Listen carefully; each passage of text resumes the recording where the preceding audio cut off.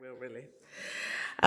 So I've chosen 3 of our studies, and this is unashamedly about our work because I want to share with you what you have helped us with and to show you that hopefully all your effort has come out with knowledge that has helped families around the world. And I'm going to spend most of the time on sleep and our recent one of the studies on mortality. Doug will talk a lot about mortality, but just one specific study.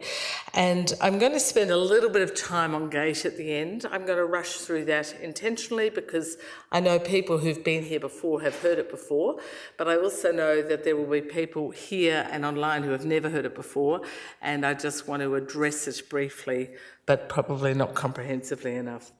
So we'll just start, and I'm just going to do my Dravet puzzle because, again, there will be people new to the Dravet world, and just point out that the Dravet syndrome begins in a previously well and developmentally normal 6-month-old baby who comes along typically with a seizure with fever, and that often involves jerking down one side, or it may be both sides. And then they may come back a month or 2 later and do it all again. And that seizure is usually prolonged, but not always. Nothing is always in this world, in this Dravet world. And the seizure is prolonged, and we call it status epilepticus if it's more than 30 minutes. And there have been one big study in the States looking at febrile status, so not Dravet specifically, and they found that babies with status with fever, the average duration of a seizure was 83 minutes. So it's actually a lot more than the 30 minutes people think. So I just put that out there because that was a bit of a surprise to me. So they have frequent convulsions between 6 and 12 months usually, but not always. And then between 1 and 5 years, they develop focal impaired awareness seizures, jerks, little myoclonic seizures. Some have absence seizures, and sometimes, not rarely, they have non-convulsive status, which means you're not with it for 30 minutes at a time. It's not a convulsion, it's subtle. You're just not with it. You're not following everything, but enough. You can eat a bit, you can walk a bit, you're a bit unsteady and dribbly, and it can be hard to pick. Now, not all the Dravet kids have all the seizure types, but it's my job to look for them so that we can figure them out. Wonderful Amy has put in all my videos again. Here's a myoclonic seizure, one of my Tasmanian patients, and you can see he's about to have the flashing light, and he'll have a big scream, which hopefully we won't hear because he doesn't like it very much. So the light, he's photosensitive. Only about 15% of Dravet kids are photosensitive, and it's triggering this little cluster of jerks, which are called myoclonic seizures. These children have a very specific developmental course. They're normal in the first year of life. Development then slows or plateaus. They walk a little late. We'll talk about that more. Their language is often slow, and they may go backwards with the episodes of status, the 30-minute seizures, and take a few weeks to catch up, but they don't generally fully catch up. Almost all the children and adults that I look after have intellectual disability, apart from one famous young lady some of you will know about, who's a twin, and she is of normal intellect, identical twin, and yet she is of low average intellect, and her co-twin is of average intellect. So that tells you that she's still not quite what she should have been biologically, but she is of normal intellect, and she's a wonderful young lady. But everyone else that I look after really falls into the intellectually disabled range. Sometimes the children are a bit young to know that yet, so I can't be 100%, but 50% are severe, 30 to 40% are moderate, and 10 to 20% are mild. And then in terms of examination, they're a little bit unsteady when they walk for a bit longer than the average child, but as they grow older, they get some very subtle, what we call pyramidal signs, which is spasticity, some subtle spasticity, and they develop this unusual crouch gait, and you see the crouch stance here with the bend at the knees and the bend at the elbow, at the hips, and this limits the long-distance walking, which I'll touch on. EEG in the first year of life is amazingly normal. and often in the second year of life, but then they get frequent epileptic activity like this sort of thing here, which we call generalized spike wave. And then we've already touched on the genes, and this is probably the most solved, not probably, definitely the most solved of the syndromes, Dravet syndrome, where 80% at least have mutations of SCN1A. If our diagnosis, it's at least 90%, so I think the 80% is an underestimate of anything. And the mutations here, so if we just go back here, you see the sodium channel has 4 little bits to it, which is what we call the transmembrane domain. So this is the cell body. I was going to show this before, sorry, and I got put off because everything didn't work quite right. But this is the axon here, which is part of the nerve cell, the neuron. And this is blown up here. We have the cell membrane. In the cell membrane, you have a little sodium channel gateway. The alpha subunit makes up these 4 transmembrane domains, and through the middle of that, the sodium ions pass into the cell and alter the electrical conductivity of the cell. Now, these 4 transmembrane domains are then spelt out here, and this is just to show you mutations are all over the gene. Most children still have their own mutation. There are some recurrent mutations. There's one very special one that I didn't have time to put in today, where we found even more severe than Dravet syndrome, a much more severe phenotype presentation that we called profound SCN1A encephalopathy, where you're really severely, much, much worse. I know that's hard when you're a Dravet parent, but unfortunately it's possible. Now, about half the children have truncation mutations, which means the protein isn't made, it's truncated, and half have missense mutations. And most of these arise newly in the child and are not present in mum or dad. But it is very important to have genetic counselling. So that's the last bit of our puzzle, and all of this together makes Dravet syndrome. So then let's move on to talking about sleep in Dravet syndrome. And Amy, who is our senior or chief research assistant and has been ably helping me with everything, has been looking at the questions online. She worked with us with Shane, who is now a second-year doctor and has just gone into paediatrics, which is wonderful because he will be a fabulous paediatrician. And he did this as his scholarly selective project. And it's now in press with Developmental Medicine and Child Neurology, which is the top child neurology journal.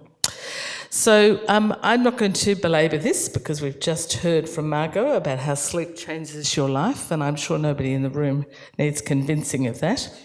And you're going to hear how Dravet syndrome has a mortality of 17% by 20 years, and about half of these are due to sudden unexpected death in epilepsy, and sudden unexpected death in epilepsy typically occurs in sleep.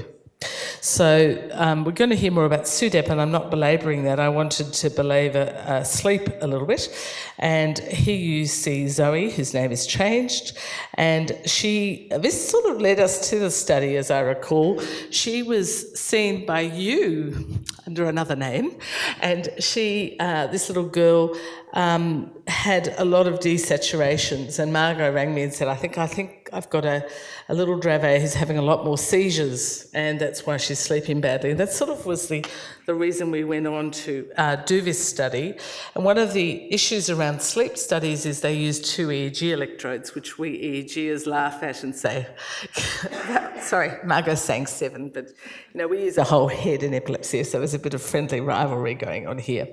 So we sort of said this was the hypothesis. Why were we doing this study? We think sleep is probably more of a problem in Dravet syndrome than we thought, and I had been listening to you.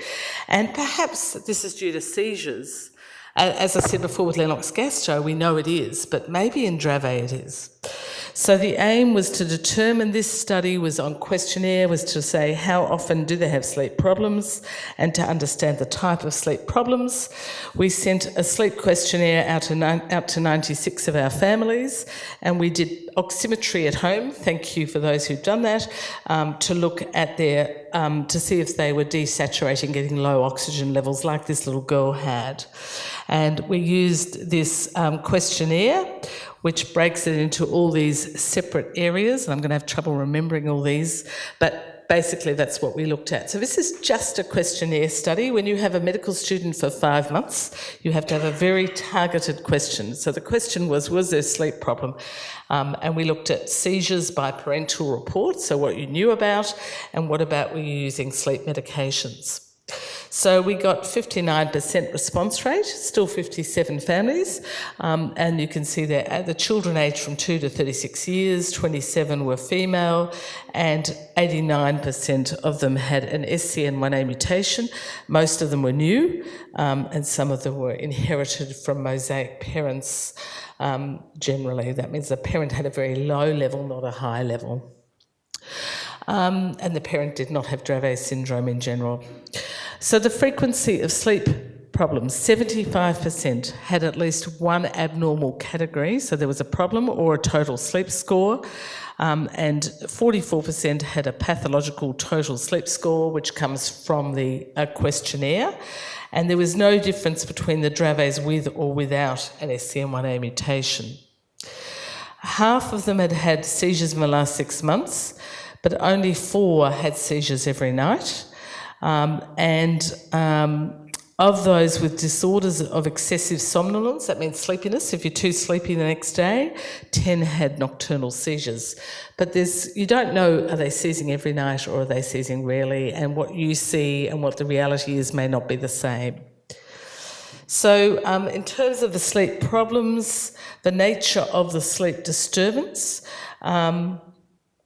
you can see here the disorders of initiating and maintaining sleep occurred in almost half on at least one night a week.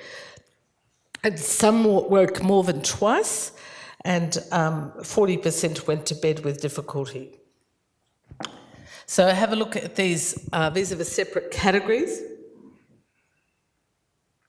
of the nature of the sleep disturbance, and you can see a whole range of different types of sleep disturbance, and we found that they varied with age. So if you had disorders of maintenance of initiation and maintenance of sleep, so starting and staying asleep, that was more common in the adults. If you had disorders between sleep and wake transition, that was about half of the younger children under 5 under 5 years, and this was equally important in the 5 to 10-year-old age group, the sleep breathing disorder and the excessive sleepiness. Now the pulse oximetry, I'm going to cut through that very rapidly. In fact, it was basically unrevealing. There was some that they had a decrease of 3% of desaturations overnight. I'm not even going to say this properly, I don't think, Margot. But basically, we felt that they weren't having seizures on the basis of this, which is important and good for you to know, and surprising. I thought we would find they were having seizures, so that was great news. But we're just not sure what this means. We don't think it's absolutely normal, but we're not sure what it means. What about medication? 22 of our 57 took sleep medications. Most commonly this was melatonin. You can see a range of drugs have been used. Despite taking medication, 15 still had a pathological total sleep score, which probably speaks to some of the other issues Margot addressed earlier. There's a lot more to going to sleep than melatonin. You need the right sleep hygiene. And of the 22 individuals with disorders of maintenance of sleep, only 9 had medication, with only 4 having melatonin. And I know some of you have been part of our next study of a placebo-controlled melatonin study. I can't give you those results yet. We've got one more patient to enrol and we'll have that finished. So the nature of the sleep disorder in Dravet syndrome is variable. We're not sure what this small abnormality that we found, the oxygen desaturation, which was only a small amount, doesn't mean that they're having overnight seizures. It was only in a small proportion of children. But one of the issues that we're really worrying about is, does that have any relationship to your susceptibility to sudden unexpected death in epilepsy? And Ken Myers, who many of you met working with me for 2 years, he's now gone back to Canada. He's a paediatric neurologist. He's just doing an interesting study on that we're just in the final stages, looking at heart rate variability, but again, too early for me to share that with you.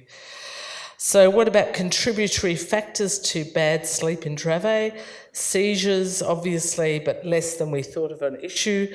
Parental practice, co-sleeping, which leads to fragmentation of everyone's sleep, but I understand completely why it happens. Anti-epileptic drugs, and perhaps the mutation actually affects your sleep network in the brain as well, and we don't know that, but it's quite possible. So you need to assess it. I now routinely say, is your child happy and is your child sleeping? And that's because I've got my head into sleep. And if they're not sleeping well or they're snoring, whatever, then we need to get the experts involved.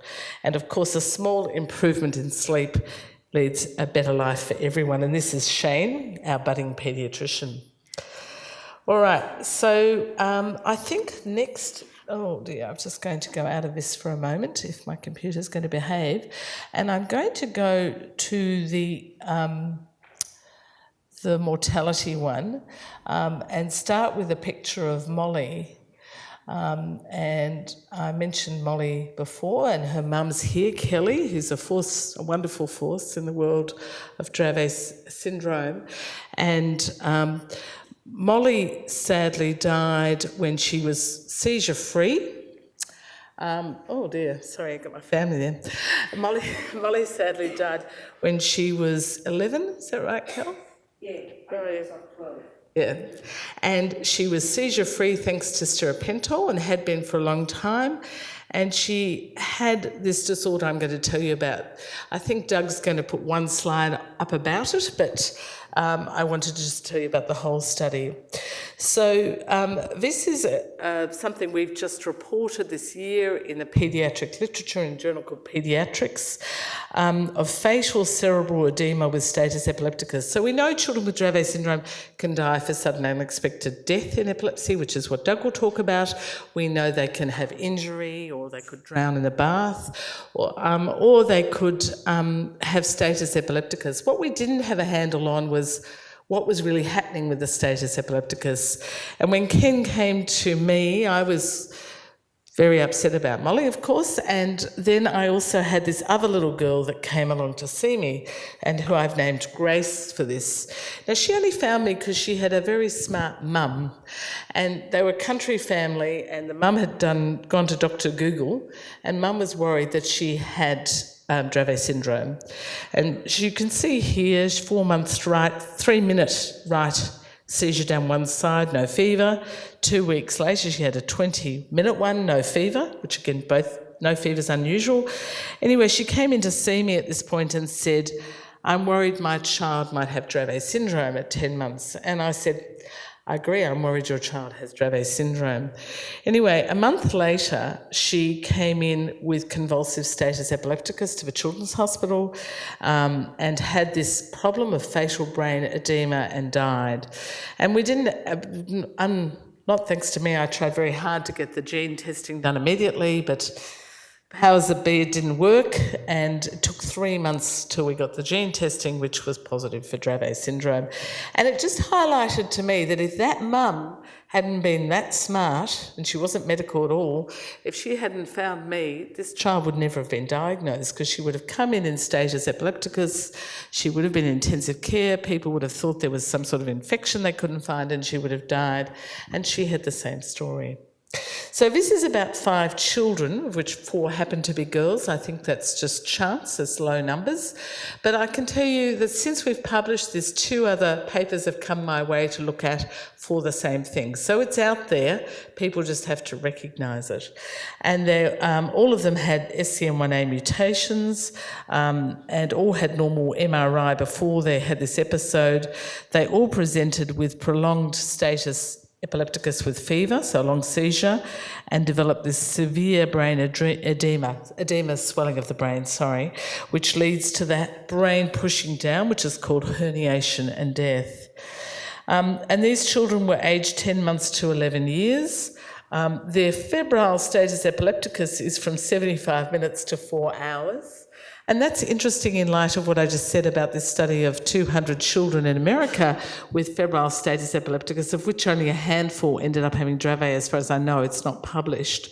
And they had 83-minute seizures. So again, that's not particular. I mean, they're scary. I'm not saying they're not scary, but 75 minutes is probably not that unusual for a Dravet child. All had suspected or confirmed viral infection. They all had early rescue midazolam or clonazepam or clobazam. It's usually midazolam or diazepam we use at home. So they all had optimal treatment, all required intubation, and they all were so sick that their whole body shut down, which we call multi-organ failure. And by that I mean your liver stops working, your kidneys stop working. They all had this raised intracranial pressure due to brain swelling, and in all of them except that little baby that I just mentioned, the brain swelling happened 3 to 5 days following their initial presentation. What's extraordinary here is this is what Dravet children do. They have status epilepticus. They often have had many episodes. Why on this occasion does the brain swell? And we don't understand that. And the one baby I told you about was 24 hours. They had all the usual interventions that the medical teams do in intensive care to try and reduce the brain pressure, such as diuretics, so get fluid out of the brain, a whole host of things. And the care was withdrawn because the child was deemed to be brain dead. So here you see the swelling in a 5-year-old girl, and this here shows big, very marked swelling of the grey matter of the brain, such that the difference between the grey and the white matter is indistinct. And here, this signal here is also abnormal. And on day 9, it's even worse. It's fuzzier, and this is more dramatic. So that was one of the patients. And here you see another 3 patients, and they all have this very marked swelling. Sort of by the time it's like that, the horse has bolted, it's too late.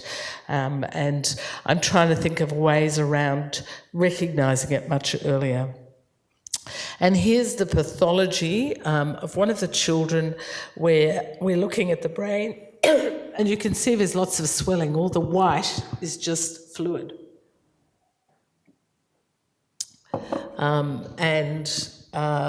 So this is an issue that we need to recognise, this facial cerebral edema and Dravet syndrome, and we don't understand why sometimes you can have just a bit of the brain and they don't have this terrible progression, and sometimes you have this very severe progression. Why is this one different to the others? I suspect, and this worries me, that there are cases out there that are going to intensive care units where they don't have a smart mother who says, can it be Dravet syndrome? And they're being missed. And what about Dravet children where they're not waking up and their doctors aren't doing more imaging? And I'd like to try and develop a project where we use the parents, the social media, to try and identify these patients sooner, and we've been working on that. So the bottom line is, if a child with Dravet syndrome has febrile status epilepticus or status epilepticus, not just fever, they need to be closely monitored for raised intracranial pressure.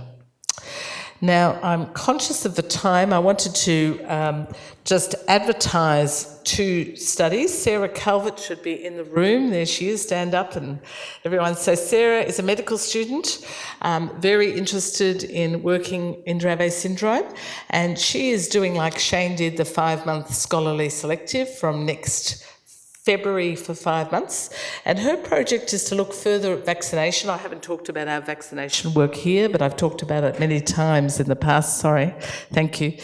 And what we would like is your baby books with your actual, you can see there what day the child was vaccinated, because that's what we call source data. We know it's definite, and we'd also like your seizure diaries, and particularly in the first 2 years of life. Now, many of you have given them to me already and they're scanned and safely on our system. But if you haven't, or anybody online, if you'd like to send them to us, we would love that. And we would need you, if you're not consented to our research program, we'll need to get your consent to hold that data. And Sarah's going to look at vaccination with the episodes of seizures. And that's basically what we're asking. The other thing I wanted to flag with you, one of the doctors who's not here is an adult neurologist from the US who's working with me until the middle of next year.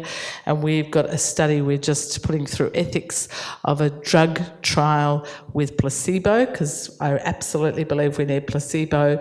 And we want to look at gait. And I can't remember what age we said. I think it was like above 10 years. So that is also something I'm very keen to have participants, and I don't mind if you're not in Victoria, just to be clear on that. So I'm just not sure whether I should just stop there. I think I probably should because it's lunchtime. Happy to keep going on gait if a few people want to hear that. Yes. Alison.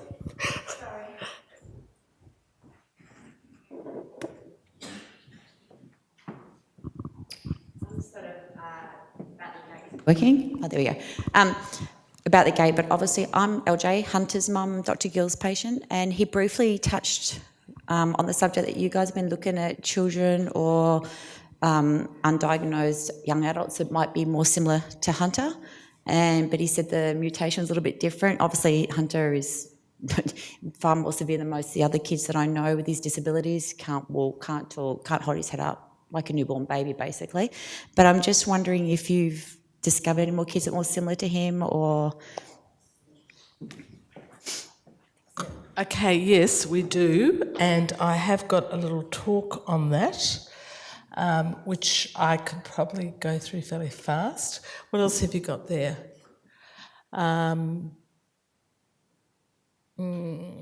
So Megan from Australia is saying it's hard to know if my son seizes during the night, as he has focal seizures where he doesn't lose saturation. Is there any way of monitoring these apart from constant visual monitoring? The answer is no. It won't be on there, you'll have to go into my Dravet file. The answer is no. I'm increasingly seeing families... Alison, there's a question up the back, wherever you are, Alison. I'm increasingly seeing families who are getting videos monitoring. You know, in our day we had just the audio, but there's video monitoring. And so I think that's not such a bad idea if you're worried. As long as you can, I don't know enough about it, but whether you can record it and fast forward it over your breakfast, and then you can probably see. But that certainly will give you more of a handle on the number of seizures overnight. So I was interested to see in the epilepsy monitoring talk that when she talked about pulse oximeters, such as like a Masimo, which has your heart rate and your pulse continuously through the night, that she said there was no evidence for them. And partly that would be that there is no trial, but when you were looking at sleep quality and looking for evidence of seizures through the night, you did use pulse oximetry as one of those possible indicators. What would be your feeling about parents and families using pulse oximeters as a method of seizure monitoring? I think Doug's going to answer that later. Did you want to add anything on that question? Look, I think it's difficult. The technology is improving, but a lot of the ones that are available for use at home, I mean, you can go on the website and there's this new baby monitor that's come out that's like a little sock with a little cylinder that's an oximeter that I don't know whether it's Masimo, but the technology is in, you can follow on your iPhone. The problem is that with a lot of these things, you want to actually be able to download the data and see the pattern over time, and they've also got to have very good movement artifact because, you know, some of them don't, and so you get drops when there's lots of movement. And then the other thing that isn't mentioned is what's called the averaging time, and you can smooth out data by having a long averaging time. Like if you're averaging over 20 seconds, you're going to miss all the little blips that are just a few seconds. And when we use it, and the ones we did in this, we had very short averaging times, and a lot of that information is extremely difficult to get in the commercially available devices. I guess what we're looking at though as families is trying to prevent SUDEP or episodes of hypoxia that may lead to brain damage in our children. That, you know, I think that's all the rest of the stuff is useful and interesting and viable information. But we're looking at picking up when a seizure's going bad, or you know, when there may be evidence for impending SUDEP. Yeah, no, I understand that, but I'm saying that sometimes you can get abnormal traces and it's because of artefact rather than, you know, a movement artefact that's not necessarily a seizure, and then that time that information is available. So I just don't think it's at the degree yet that if you see an abnormality, then this is definitely a seizure yet. I just don't think we're sophisticated enough yet with that data. Okay, just to show you the answer to your question, that's my thingy uploads. I'm hoping the video will work. So this is this very severe SCN1A phenotype, and it begins under 12 weeks of age. Dravet usually begins 3 months to 15 months are my things. The children also presented with hemiclonic or generalised tonic-clonic seizures. What was quite different to Dravet is they had tonic seizures from early in life. Tonic seizures are what we see in Lennox-Gastaut rather than in Dravet. We know that tonic seizures occur in adults with Dravet, but they're not very common in kids, or they're rare, and I would doubt the diagnosis. They had epileptic spasms, which are like infantile spasms. You never see that in Dravet syndrome. And you can see the number. So we had 7 children, and you can see the number of children with each of the seizure types. These children, I don't think, were ever normal, but the parents may tell me otherwise. It's very hard under 16 weeks to know how normal is. Sometimes parents, when they have a second or other child, will tell you that they weren't ever normal. And they have profound delay. They're not verbal and they don't walk. They have a movement disorder, which I'll show you beginning at 9 weeks to 20 months. And it's quite a... I've just done the wrong thing there, sorry. Let's try and... twice. Trying to rush too much. There we are. And you see 3 of the children here. The interesting thing was of these 7 children, 5 or 6 I think had exactly the same missense mutation. And we think missenses are milder, but this is a much more severe phenotype presentation. And you can see they've all got this movement disorder here, which is very severe. The EEG was very abnormal, and they had this recurrent mutation in 6 of them. So that's what it looks like, and they look like peas in a pod, I'm afraid. You know, one of our, in terms of why, I think that's a really important question, and we think it might be due to gain of function, that whereas Dravet is usually due to loss of function, that sodium channel stopped working, this one we think is due to gain of function. And we have our wonderful professor of physiology who works up a few floors, is getting a mouse of this mutation so that we can throw everything at that mouse.